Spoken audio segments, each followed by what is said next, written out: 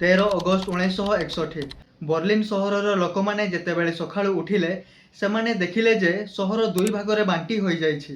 ରାତାରାତି ସହର ମଝିରେ କଣ୍ଟା ତାରର ବାଡ଼ ପଡ଼ିଯାଇଛି। ପରିବାର ଠାରୁ ପରିବାର ଏବଂ ବନ୍ଧୁଙ୍କ ଠାରୁ ବନ୍ଧୁ ଅଲଗା ହୋଇଯାଇଥିଲେ। ଆଉ ଏହି ବାଡ଼ ପରବର୍ତ୍ତୀ ସମୟରେ ଏକ ବିଶାଳ କଂକ୍ରିଟ କାନ୍ଥରେ ପରିଣତ ହେଲା, ଯାହାକୁ ଆମେ ବର୍ଲିନ୍ ୱାଲ୍ ବୋଲି ଜାଣୁ। ଏହା କେବଳ ଏକ କାନ୍ଥ ନଥିଲା, ଏହା ଥିଲା କୋଲ୍ଡ ୱାର୍ର ସବୁଠାରୁ ବଡ଼ ପ୍ରତୀକ। ତ ଆଜିର ଏହି ଭିଡିଓରେ ଆମେ ଜାଣିବା ବର୍ଲିନ୍ ୱାଲ୍ର ନିର୍ମାଣରୁ ନେଇ ଏହାର ପତନ ଯାଏଁ ସମ୍ପୂର୍ଣ୍ଣ କାହାଣୀ। 1945ରେ ଦ୍ୱିତୀୟ ବିଶ୍ୱଯୁଦ୍ଧ ଶେଷ ହେଲା, ଆଉ ସେଥିରେ ନାଜି ଜର୍ମାନୀର ପରାଜୟ ପରେ ବିଜୟୀ ଶକ୍ତିମାନେ ଯେପରି ୟୁଏସ୍ଏ, ୟୁକେ, ଫ୍ରାନ୍ସ ଏବଂ ସୋଭିଏତ ୟୁନିୟନ ଜର୍ମାନୀକୁ ଚାରି ଭାଗରେ ବାଣ୍ଟିଦେଲେ। ଏହାର ୱେଷ୍ଟ ସାଇଡ୍ ଆମେରିକା, ବ୍ରିଟେନ୍ ଏବଂ ଫ୍ରାନ୍ସ ନିୟନ୍ତ୍ରଣରେ ରହିଲା ଏବଂ ଇଷ୍ଟ ସାଇଡ୍ ସୋଭିଏତ ସଂଘର ନିୟନ୍ତ୍ରଣରେ ରହିଲା। ଯେହେତୁ ଆମେରିକା, ବ୍ରିଟେନ୍ ଏବଂ ଫ୍ରାନ୍ସ ଗଣତାନ୍ତ୍ରିକ ଦେଶ ଥିଲେ, ତେଣୁ ସେମାନେ ତାଙ୍କ ସାଇଡ୍କୁ ମାନେ ୱେଷ୍ଟ ସାଇଡ୍ ଜର୍ମାନୀର ତିନି ଭାଗକୁ ଏକାଠି କରି ଏକ ଗଣତନ୍ତ୍ର ଦେଶ ପରି ଶାସନ ଚଳାଇଲେ। ଆଉ ତାକୁ କୁହାଗଲା ଫେଡେରାଲ ରିପବ୍ଲିକ୍ ଅଫ୍ ଜର୍ମାନୀ, ଯେଉଁଠାରେ ଲୋକମାନେ ଫ୍ରିଲି ଯାହା ଚାହୁଁଥିଲେ ତାହା କରୁଥିଲେ। ସେଠାରେ ଇଲେକ୍ସନ ହେଉଥିଲା ଏବଂ ସେମାନେ ଏହି ଅଞ୍ଚଳକୁ ଆଉଥରେ ଡେଭଲପ୍ ମଧ୍ୟ କଲେ। ଏଠାରେ ଲୋକଙ୍କୁ ଭଲ ଶିକ୍ଷା ମିଳିଲା ଆଉ ଅଧିକ ଜବ୍ ଅପରଚ୍ୟୁନିଟି କ୍ରିଏଟ୍ ହେଲା, ଯାହାଦ୍ୱାରା ଲୋକମାନେ ଖୁସିରେ ରହୁଥିଲେ। କିନ୍ତୁ ସୋଭିଏତ ସଂଘର ବିଚାରଧାରା ପୁରା ଅଲଗା ଥିଲା। ସେମାନେ କହୁଥିଲେ, ଆମେ ଏହି ଦେଶକୁ ହରାଇଛୁ, ତ ଆମେ ଆମ ଇଚ୍ଛା ଅନୁସାରେ ଏହାର ଶାସନ କରିବୁ। ଆଉ ଏହି ସୋଭିଏତ ସାଇଡ୍ ଜର୍ମାନୀକୁ ଜର୍ମାନ ଡେମୋକ୍ରାଟିକ୍ ରିପବ୍ଲିକ୍ ବୋଲି କୁହାଗଲା। ଏପରି ବିପରୀତ ଚିନ୍ତାଧାରା କାରଣରୁ ଫେଡେରାଲ ରିପବ୍ଲିକ୍ ଅଫ୍ ଜର୍ମାନୀ ବା ୱେଷ୍ଟ ଜର୍ମାନୀ ଏବଂ German Democratic Republic East Germany ମଧ୍ୟରେ ମତଭେଦ ବଢ଼ିବାକୁ ଲାଗିଲା। ଏହି ବିଭାଜନର ସବୁଠାରୁ ଜଟିଳ ଅଂଶ ଥିଲା ବର୍ଲିନ୍। ଯଦିଓ ଏହା ସମ୍ପୂର୍ଣ୍ଣ ଭାବେ ଇଷ୍ଟ ଜର୍ମାନୀ ଭିତରେ ଥିଲା, ତଥାପି ଏହାକୁ ମଧ୍ୟ ଚାରି ଭାଗରେ ବଣ୍ଟାଗଲା।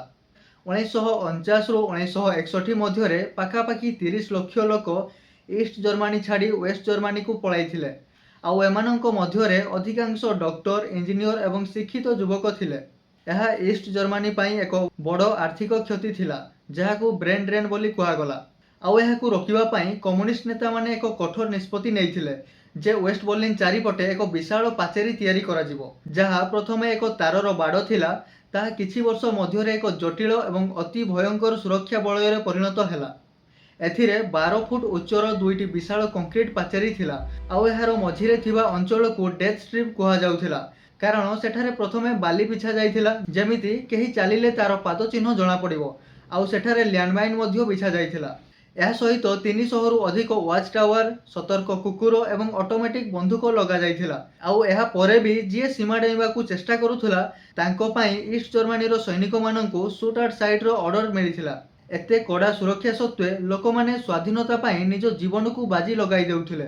ପ୍ରାୟ 5000ରୁ ଅଧିକ ଲୋକ ଇଷ୍ଟ ଜର୍ମାନୀରୁ ସଫଳତାର ସହ ପଳାଇବାରେ ସକ୍ଷମ ହୋଇଥିଲେ। ପ୍ରଥମରେ ତ ଲୋକମାନେ ତାରକୁ ଡେଇଁ କିମ୍ବା ତାର ତଳେ ଗଳି ପଳାଉଥିଲେ, କିନ୍ତୁ ବର୍ଲିନ୍ ପାଚେରୀ ତିଆରି ହେବା ପରେ ଆହୁରି ଆଗକୁ ବଢ଼ିଥିଲେ। ଯେମିତି କିଛି ଲୋକ ସୁରଙ୍ଗ ଖୋଳି ସୁରଙ୍ଗ ସାହାଯ୍ୟରେ ୱେଷ୍ଟ ବର୍ଲିନ୍କୁ ପଳାଇବାରେ ସକ୍ଷମ ହୋଇଥିଲେ। ସେତେବେଳେ ଆଉ ଏକ ଖବର ସମସ୍ତଙ୍କୁ ଆଶ୍ଚର୍ଯ୍ୟ କରିଥିଲା, ଯେତେବେଳେ ଦୁଇଟି ପରିବାର ନିଜେ ଘରେ ହଟ୍ ଏୟାର ବେଲୁନ୍ ତିଆରି କରି ସେଥିରେ ବସି ୱେଷ୍ଟ ଜର୍ମାନୀରେ ପହଞ୍ଚିଥିଲେ। କିନ୍ତୁ ଦୁର୍ଭାଗ୍ୟବଶତଃ ଏହି ୱାଲ୍କୁ ପାର ହେବା ସମୟରେ 140ରୁ ଅଧିକ ଲୋକ ନିଜର ପ୍ରାଣ ହରାଇଥିଲେ। ଏହାପରେ 1980 ଦଶକର ଶେଷ ସମୟରେ ସୋଭିଏତ ସଂଘର ଶକ୍ତି ଦୁର୍ବଳ ହେବାରେ ଲାଗିଲା। ଇଷ୍ଟ ଜର୍ମାନୀର ଲୋକମାନେ ଶାନ୍ତିପୂର୍ଣ୍ଣ ଆନ୍ଦୋଳନ କରିଥିଲେ। ଆଉ ସେତେବେଳେ ସୋଭିଏତ ୟୁନିୟନ ଭିତରେ ମଧ୍ୟ ଅନେକ ରାଜ୍ୟରେ ଅଲଗା ଦେଶ ଗଠନ କରିବାକୁ ଆନ୍ଦୋଳନ ଜୋର ଧରିଥିଲା। ଯାହାପରେ 9 ନଭେମ୍ବର 1989, 28 ବର୍ଷ ପରେ ବର୍ଲିନ୍ ୱାଲ୍ ଭାଙ୍ଗିଥିଲା ଏବଂ 3 ଅକ୍ଟୋବର 1990ରେ ଆନୁଷ୍ଠାନିକ ଭାବେ ଜର୍ମାନୀର ରିୟୁନିଫିକେସନ ହୋଇଥିଲା।